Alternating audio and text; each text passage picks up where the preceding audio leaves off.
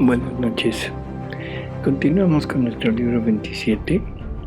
Nos toca la lectura 27.3 de octubre 2 de 1929. Solo la divina voluntad vuelve feliz a la criatura. Entrega mutua. Quien no tiene verdadera voluntad de hacer un bien es un pobre lisiado, y Dios no quiere servirse de él. Mi abandono y mi vivir en el fiel divino continúan.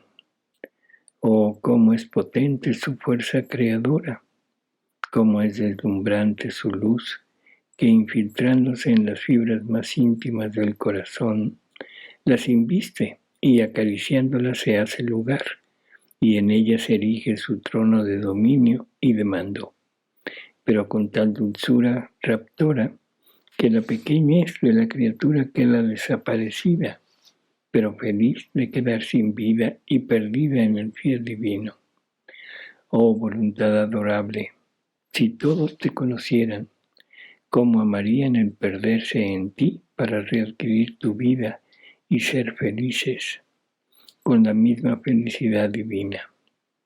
Pero mientras mi pequeñez se perdía en el fiat divino, mi amable Jesús se ha movido en mi interior y estrechándome fuertemente a su corazón divino me ha dicho: hija mía, solo mi divina voluntad puede volver feliz a la criatura. Ella, con su luz, eclipsa o pone en fuga todos los males, y dice con su poder divino: yo soy la felicidad perenne, huyan todos los males, quiero estar libre porque delante a mi felicidad todos los males pierden la vida. Para quien vive completamente en mi querer divino, es tanto su amor que transforma las acciones de la criatura y sucede un intercambio de vida entre Dios y ella, intercambio de acciones, de pasos, de latidos. Dios queda unido a la criatura y la criatura a Dios. Se vuelven seres inseparables. Y en este intercambio de acciones y de vida se forma el juego entre creador y criatura. Uno se da en poder del otro, y en este darse en poder mutuamente, juegan con modo divino, se hacen felices, hacen fiesta, y Dios y la criatura se glorían, se sienten victoriosos porque ninguno ha perdido, pero uno ha vencido al otro. Porque en mi divina voluntad ninguno pierde. Ninguno pierde. Las pérdidas no existen en ella. Solo de quien vive en mi querer puedo decir: es mi entretenimiento en la creación. Me siento victorioso de bajarme para hacerme vencer por la criatura, porque estoy cierto que ella no se opondrá a dejarse vencer por mí. Por eso tu vuelo en mi querer sea siempre continuo. Bueno, o sea, la felicidad, Dios nos creó para ser felices, ciertamente, pero nunca hemos entendido que es de una felicidad divina, no de una felicidad humana. Nosotros hemos entendido mal y hemos pensado que Dios nos creó para hacernos felices, pero felices en este mundo y a modo de este mundo. Y hemos trastocado la felicidad divina en una felicidad humana que no tiene nada que ver con la felicidad divina. En la felicidad divina es el bien absoluto, las bienaventuranzas del mismo Dios, esa felicidad de la pureza, de la belleza, de todos los bienes. Y la felicidad humana, desafortunadamente, la hemos convertido exactamente en lo contrario. Porque no sería la felicidad humana de vivir tranquilos, de vivir en paz, de estar en armonía, ya no digamos con Dios, sino con con nuestro medio, gozando de los bienes que Dios nos ha dado materiales y de alguna manera, o sea, aunque no rechazando, pero tampoco poniendo las cosas así realmente en Dios, sino simplemente ser agradecido por todo lo que se nos ha dado. No, sino que hemos puesto la felicidad aquí en este mundo como la consecución de todos los vicios posibles y habidos.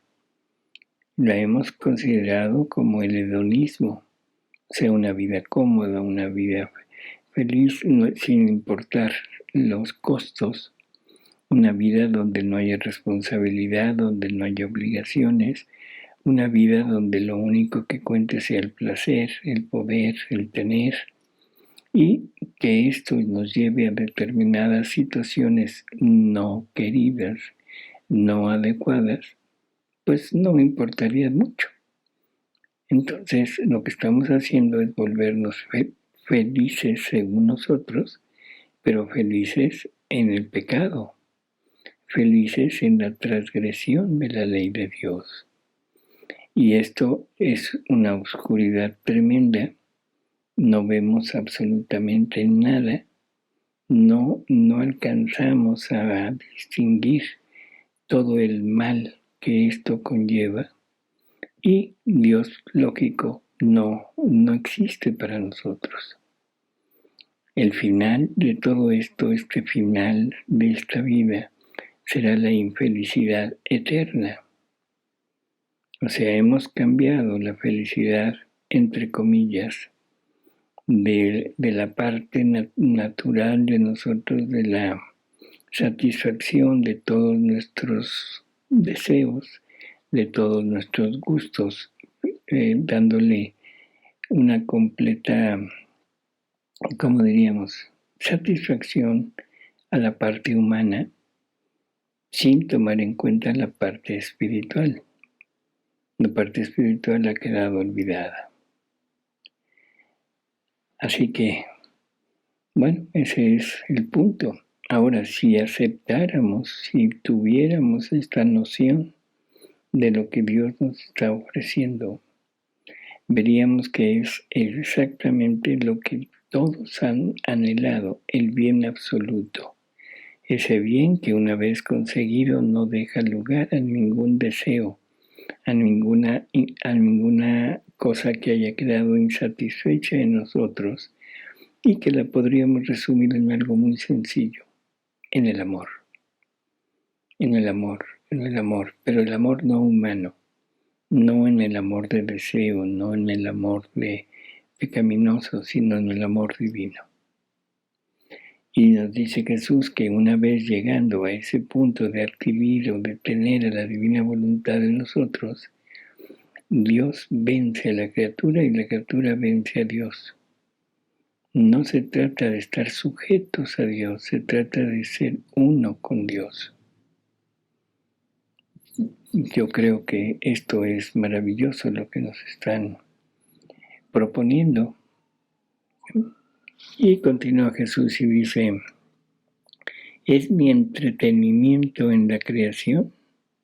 Me siento victorioso de abajarme para hacerme vencer por la criatura, porque estoy cierto que ella no se opondrá a dejarse vencer por mí. Por eso tu vuelo en mi querer sea siempre continuo. Después de esto estaba pensando en tantas cosas que el bendito Jesús me había dicho sobre su divina voluntad, en los tantos deseos ardientes de Él por hacerla conocer, y que a pesar de tantos deseos de Jesús, no se ve nada para obtener su intento. Y decía entre mí, qué sabiduría de Dios, qué misterios profundos. ¿Quién puede comprenderlos? Lo quiere. Está doliente porque falta quien tome la iniciativa para hacerla conocer. Muestra su corazón anhelante. Suspira que su divina voluntad se haga camino para hacerse conocer. para formar su reino en medio de las criaturas, y después, como si fuera un Dios impotente, se obstaculizan los caminos, se cierran las puertas y Jesús tolera. Y con paciencia invencible e indecible, espera que se abran las puertas y los caminos. Toca a los corazones para encontrar quiénes serán aquellos que se ocuparán en hacer conocer su divina voluntad. Pero mientras esto pensaba, mi dulce Jesús, haciéndose ver todo bondad y ternura, de romper los corazones más duros, me ha dicho: hija mía, si supieras cuánto sufro cuando quiero formar mis obras y hacerlas conocer a las criaturas para darles el bien que contienen, y no encuentro quien tenga verdadero ánimo, deseo veraz y voluntad de hacer vida suya mi obra para hacerla conocer, para dar a los demás la vida del bien de mi obra que siente en sí mismo. Yo, cuando veo estas disposiciones en quien debe ocuparse, que yo con tanto amor llamo y escojo para las obras que me pertenecen, me siento tan atraído hacia él que para hacer que haga bien lo que yo quiero, me abajo, desciendo en él y le doy mi mente, mi boca, mis manos y hasta mis pies, a fin de que en todo sienta la vida de mi obra, y como vida sentida, no como cosa extraña a él, pueda sentir la necesidad de darle a los demás. Hija mía, cuando un bien no se siente en uno mismo como vida, todo termina en palabras, no en obras, y yo quedo fuera de ellos, no dentro. Y por eso quedan como pobres lisiados sin inteligencia, ciegos, mudos, sin manos y sin pies. Y yo en mis obras no quiero servirme de pobres lisiados. Los hago a un lado y no poniendo atención al tiempo, continúo girando para encontrar a los dispuestos que deben servir a mi obra. Esto es importante lo que nos está diciendo porque está hablando de todos aquellos que van a servir como medio para difundir esta maravilla del reino de la divina voluntad. Pero nos está hablando de la persona que realmente tiene esa iniciativa, que siente este reino como propio y que lo tiene a cada corazón para llevarlo tal y como Jesús lo quiere. No se trata de una obra personal, no se trata de una obra de aquel que la emprende, se trata de la obra de Dios. Por lo tanto, tratándose de la obra de Dios, debe ser absolutamente fidedigno a lo que Dios pide. No se trata de poner cosas personales, no se trata de agregarle o de tratar de hacer que luzca más la palabra de Jesús. La palabra de Jesús no requiere de adornos, no requiere de que la adecúen al mundo actual. La palabra de Jesús es palabra de Dios y la palabra de Dios no se debe modificar, no se le debe agregar nada, pero al mismo tiempo no se le debe quitar nada. Y desafortunadamente tenemos que en la actualidad a la palabra de Jesús en nuestros escritos se le han agregado, se le han quitado, se ha modificado y se ha tratado por todos los medios de hacerla lucir, de ponerle un lustre que no requiere, que no necesita. Por lo tanto, necesitamos estar conscientes de que la palabra de Jesús debe salir tal y como Él la dijo, que la palabra de Jesús no requiere modificaciones y que no importa lo grande o lo confuso que parece ser, si Jesús lo dice, es real. Si Jesús lo dice, no puede haber equivocación. Por lo tanto, aunque personas eruditas, aunque personas con ciertas categoría desde el punto de vista eclesiástico quieran corregir lo que Jesús dijo, en definitiva, eso no debería de ser. O sea, se debe poner la palabra de Él sin cambio alguno. Y por ahí entra esto de harán cualquier sacrificio por hacerlo conocer, y el mayor sacrificio es darle muerte al criterio personal, darle muerte a la opinión personal y dejarlo salir tal y como Jesús lo dijo. Dice, por eso no soy el Dios impotente, sino más bien aquel Dios paciente que quiero que mis obras se hagan con decoro y que personas que lo hagan voluntariamente, no forzadas, porque la cosa que más aborrezco en mis obras es que la criatura lo haga forzadamente, como si yo no mereciera sus pequeños sacrificios, y por decoro de una obra tan grande, cual es el hacer conocer mi divina voluntad, no quiero servirme de pobres lisiados, porque quien no tiene verdadera voluntad de hacer un bien, es siempre una herida que hace a su alma, dejándola lisiada. Si no quiero servirme de personas que suministrándoles mis miembros divinos, la hagan con decoro, como merece una obra que tanto bien debe aportar a las criaturas y gran gloria a mi majestad. Nos va a dar a todo aquel que se decida, le va a dar su voz, o sea, su boca, le va a dar su entendimiento, le va a dar sus obras, le va a dar sus pasos, le va a dar su misma vida, para que sientan realmente toda esta obra como suya, que la sientan y que la hagan vibrar dentro de ellos y la saquen con la misma, con las mismas palabras, con los mismos deseos de Jesús. Y por eso aquí nos dice que quien no tiene verdadera voluntad de hacer esto, de hacer este bien, dice que para él es una herida que hace esa criatura su alma y que la deja lisiada, y que él no quiere servirse de personas que no tengan los miembros divinos, todo lo que él quiere dar. O sea, esto también, necesitamos entender qué está diciendo.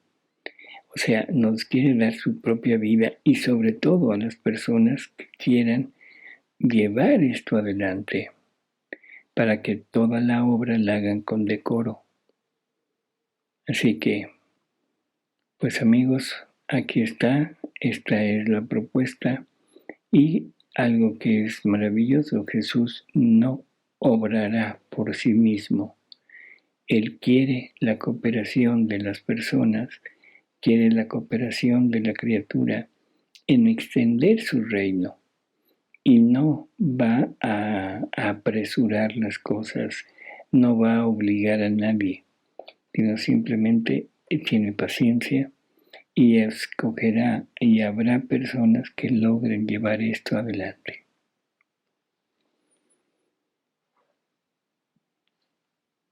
(27.4) Octubre 7 de 1929. Cómo el fiel divino es inseparable de sus obras. Momento terrible de la caída de Adán. Me sentía inmersa en el fiat divino. Su luz me circundaba por todas partes, por dentro y por fuera. Y mi dulce Jesús, haciéndose ver, me ha estrechado entre sus brazos y acercándose a mi boca desde la suya, me mandaba su aliento a la mía, pero tan fuerte que yo no podía contenerlo. Oh, cómo era suave, dulce, fortificante el aliento de Jesús. Yo me sentía renacer a nueva vida, y mi siempre amable Jesús me ha dicho: hija mía, todo lo que sale de nuestras manos creadoras contiene conservación y creación continua.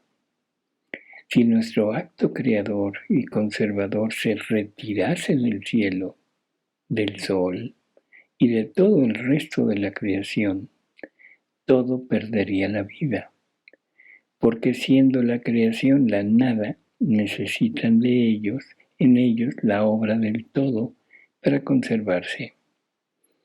He aquí por qué nuestras obras son inseparables de nosotros, y lo que no está sujeto a separarse, se ama siempre, se tiene siempre bajo la mirada, y forman una sola cosa la obra y aquel que la ha creado. Nuestro fiat, que se pronunció en el acto de crear todas las cosas, se quedó en acto de decirse siempre, para constituirse acto y vida perenne de toda la creación. Nosotros, al obrar, no es como en el hombre, que no pone su respiro, su latido, su vida, su calor en su obra, y por eso su obra se puede separar de él. Ni la ama con amor invencible y perfecto, porque de lo que se vuelve separable, el hombre puede hasta llegar a olvidarse de su obra.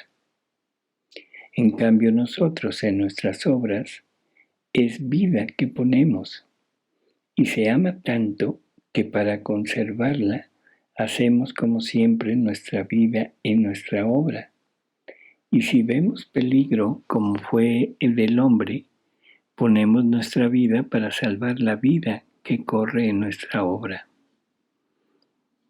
Este último fragmento es enorme, porque, ya entendimos que el acto creador y el acto conservador están continuamente haciéndose, llevándose a cabo. Las obras que Dios hace no es algo que empieza, transcurre y termina, sino es un acto continuado de creación y de conservación, y por lo tanto existirá eternamente. No hay forma de que pueda pasar, que pueda olvidarse, que pueda incluso perderse. Y esa es la causa por la que nosotros en la divina voluntad podemos girar en las obras que Él ha hecho, en todas las obras de Dios, porque todas están en acto presente, en acto continuo de hacerse y en acto continuo de ser conservadas. Pero lo importantísimo es en este último fragmento, porque dice que en sus obras no es que Él ponga algo de Él, sino que pone su vida. Es vida que ponemos. Y esa vida queda en la obra. La obra y la vida forman una sola cosa. Por lo tanto, no hay forma de que se pueda separar. No hay forma de que pueda haber, por un lado, que el Dios continúe su vida y por otro lado sus obras queden olvidadas. Sí, y que cuando por alguna razón, o sea, su obra, se separe voluntariamente de su vida, Él pone su vida para salvar la vida que corre en su obra. O sea, ¿de qué está hablando? Del hombre. El hombre se sale de la obra. No es que Dios deje a un lado su obra, sino el hombre se sale y se separa de la vida que Dios le había dado. pero esa vida, aunque el hombre quiera separarse, esa vida divina continúa en el hombre. Si esa vida divina se separase del hombre, lo que pasaría es que el hombre desaparecería. Y eso no pasa. Por lo tanto, la vida divina continúa dando vida a la vida humana, rechazada, ofendida. Le hemos hecho de todo y la vida divina continúa en nosotros, continúa ahí estando siempre, siempre, siempre, con ese anhelo de volver a reconquistar.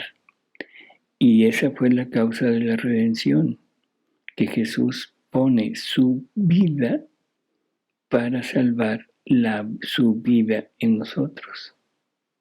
Dice, ponemos nuestra vida para salvar la vida que corre en nuestra obra. Dice, ahora, hija mía, tu vivir en nuestro fiel divino comenzó al pedirte tu voluntad, que tú voluntariamente me cediste.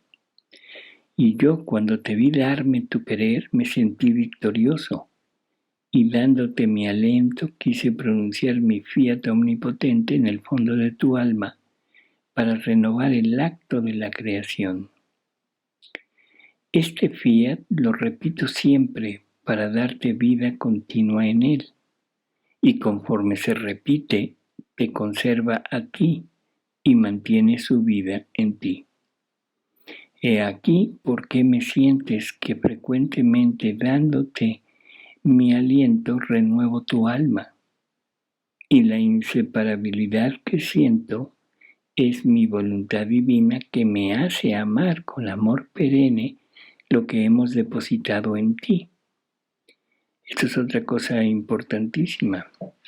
Dios nos ama con un amor infinito, pero nos está amando por lo que Él ha puesto de Él en nosotros, que es su misma vida. Ese es el valor que el hombre tiene, no el valor del hombre por hombre, sino el valor del hombre por la vida divina que Dios depositó en él. Eso es lo que nos da valor a nosotros, y eso es lo que deberíamos de estimar más que nada, porque es lo único que realmente tenemos que nos hace ser lo que Dios quiere que seamos. Eso es lo que realmente nos separa de la vida animal. Esto es maravilloso. Y eso no se pierde, eso está continuamente en nosotros. Y Jesús está continuamente tratando de salvar, tratando de readquirir esa vida que puso en cada uno, y que no es una vida que se pueda separar del hombre por voluntad de él. Se separa por voluntad del hombre, pero él quiere reconquistarla. ¿Cuándo se le dará ya por vencido? Cuando en el momento de la muerte sigamos renegando, sigamos diciendo no quiero contigo. Pero mientras, no importa lo que hagamos, no importa cómo lo ofendamos, no importa nada, Él seguirá fiel, continuamente fiel a su palabra, fiel en todas sus obras. Dice, la inseparabilidad que siento es mi voluntad divina que me hace amar con amor perenne lo que hemos depositado en ti. Cada vez que se repite mi fiat, cada verdad suya que te manifiesta, cada conocimiento suyo o palabra que te dice, es un amor que surge en nosotros para amarte de más y para hacerse amar. Es nuestro fiat creador y conservador, que amando su vida y lo que ha hecho en ti, se pronuncia siempre para conservar su vida y la belleza de su obra. Por eso se atenta a recibir continuamente la palabra de mi fiat, que es portador de creación, de vida y de conservación. Después de esto, Estaba haciendo mi giro para seguir los actos del fiat divino en la creación, y habiendo llegado al Edén, me he detenido en el acto cuando el hombre rechazó la voluntad divina para hacer la suya. Oh, cómo comprendía bien el gran mal de hacer la voluntad humana. Y mi amado Jesús, moviéndose en mi interior, me ha dicho, comprender esta verdad, el gran mal que hace la voluntad humana al separarse de la voluntad divina, esto es necesario para todos nosotros para poder llegar realmente a concebir lo que eso significa y poder rehacer esa vida junto con Él. Poder decir, Señor, perdón, quiero volver, pero la ceguera humana, la ceguera de nuestra voluntad, y cada acto de voluntad humana es un velo de más que nos ponemos para no ver el gran mal que estamos haciendo. Sin embargo, Jesús nos dice que va a provocar, a motivar el que la luz de la divina voluntad, la luz del fiat divino, aumente continuamente, o sea, y cada vez sea más intensa para iluminarnos. Y será una verdadera inundación de luz para entender el mal que estamos haciendo al estar separados de Él. Y eso es lo que estamos prácticamente teniendo con cada verdad que vamos conociendo de la divina voluntad. Son mares de luz, inundaciones de luz en cada verdad. Y cada verdad que conocemos de la divina voluntad nos hace anhelar cada vez más el estar unidos con Él y nos da la fuerza y la decisión necesaria para poder quitar nuestra voluntad, decidirnos a renunciar a ella, no a la voluntad, sino al acto de la voluntad separado de la divina.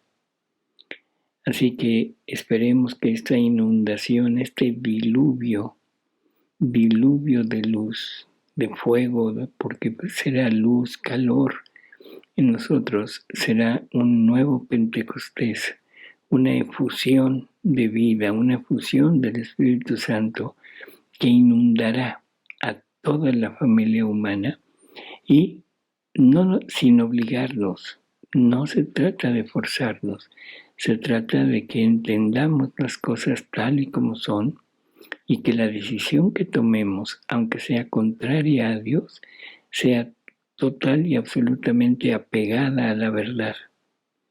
Y la verdad ante mí puede ser que yo la rechace, pero la estoy rechazando ya con plena conciencia.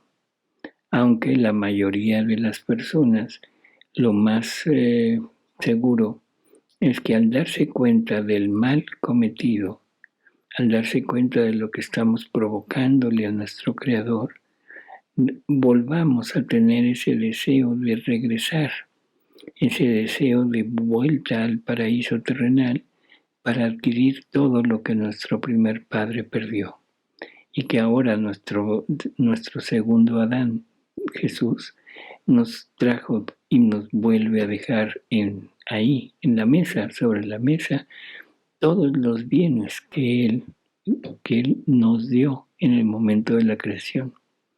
Y con algo más todavía, ahora nos da algo más para afianzarnos y para hacer que tengamos más fuerza para seguir adelante, que es su pasión, su vida, que es todo ese amor que Él desembolsó a través de su vida en este mundo, que fue de puro sufrimiento, y un sufrimiento por Él, para Él.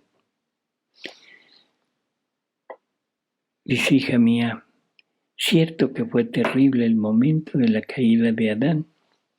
En cuanto rechazó nuestro querer divino para hacer el suyo, nuestro fiat estaba en acto de retirarse del cielo, del sol y de toda la creación para resolverla en la nada, porque aquel que había rechazado nuestra divina voluntad no merecía más que nuestro fiat mantuviera el acto continuo de creación y conservación en toda la creación, hecha por amor del hombre y dada a él como don de su Creador.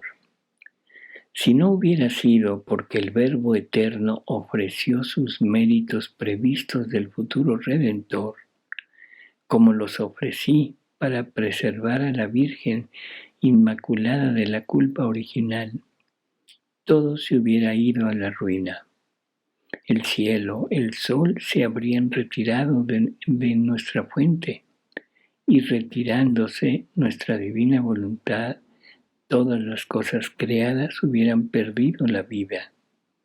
Pero presentándose el Verbo humanado ante la divinidad y haciendo presentes sus méritos previstos, todas las cosas se mantuvieron en su puesto y mi fiat continuó su obra creadora conservadora. O sea, es lógico. El hombre, habiéndose salido del plan original de Dios, habiendo perdido todo lo que Dios le había dado como un don, o sea, ya no había la posibilidad de que el hombre pudiera reconquistarlo. La creación toda ya no tenía razón de existir, puesto que toda la creación fue hecha para el hombre, para transmitirnos el amor de Dios, para transmitirnos una imagen de lo que Dios contiene en su interior, de la belleza, de la felicidad, de la bienaventuranza.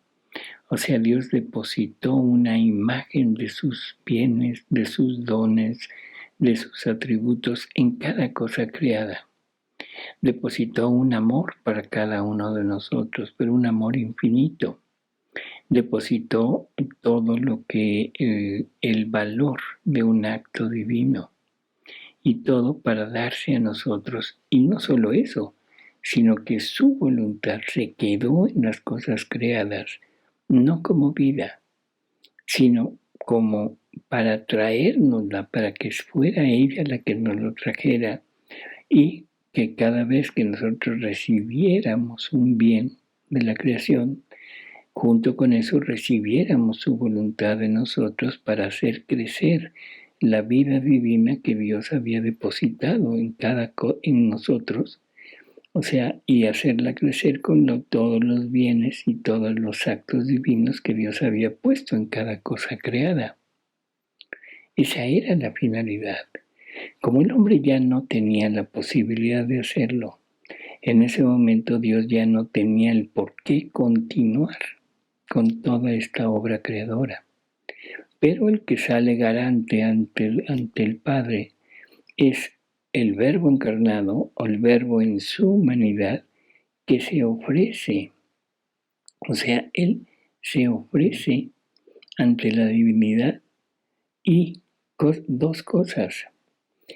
Pone todo lo que Él iba a pagar, todo lo que Él iba a lograr por medio de su pasión, por medio de todo, de ese rehacer al hombre, y al mismo tiempo todo lo ofrece para que su mamá, María, fuera preservada de esa mancha original y que Él pudiera venir al mundo. El hecho de que el Cristo debería de venir a este mundo era un decreto divino, no se podía cancelar. Pero el ser humano ya había perdido la posibilidad de que hubiera alguien, alguna mujer que hubiera podido servir como madre de él. Por eso es que tiene que ofrecer todos sus sufrimientos también para que el Padre acepte que María su alma sea creada en el interior de la Santísima Trinidad y preservada del pecado original. Fabuloso. Dice, esperando a mi humanidad para hacerle el don legítimo que merecía. Tan es verdad que se hizo solemne promesa al hombre después de su caída, que habría descendido el futuro Redentor para salvarlo, a fin de que rogara y se dispusiera a recibirlo. Todo hizo nuestra voluntad. y con justicia tenía derecho sobre todo.